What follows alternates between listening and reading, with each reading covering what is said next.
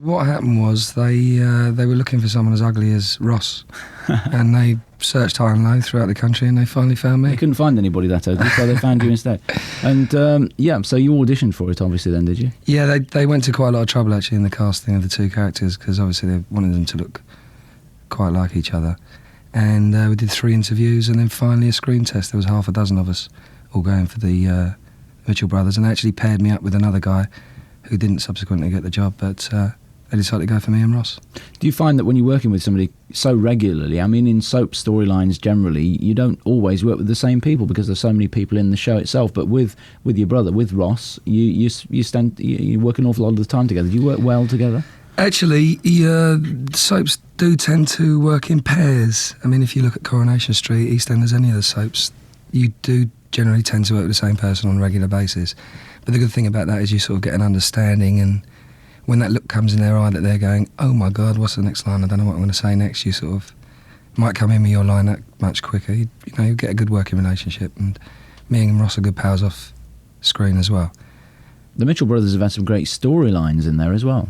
Yeah, they've had some brilliant storylines. We've had a lot of fun since we've been there, blowing things up, and smashing glasses, throwing tables around, and shootouts. Yeah, it's been brilliant. I like a bit of action stuff.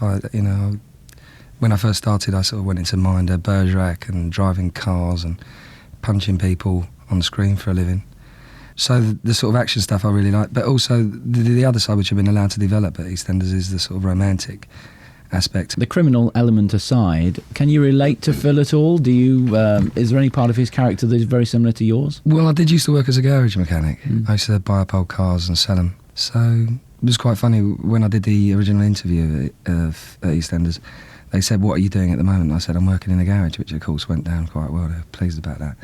And it sort of comes in handy on set when you're doing some welding or picking up spanners, not looking like you're holding an umbrella. But he's a lovable rogue as well, isn't he? A bit of a Jack the Lad, but very quiet. He's not the sort of rogue that people love to hate. He's the other way round, isn't he? He's the sort of rogue that everybody loves, And I think no matter what he does, people will still love the character. I hope so. Is television your first love, or do you really like the stage? I went to drama school, and the expected career for me after that would have been to go into the stage for a few years and then sort of graduate onto TV and film, hopefully.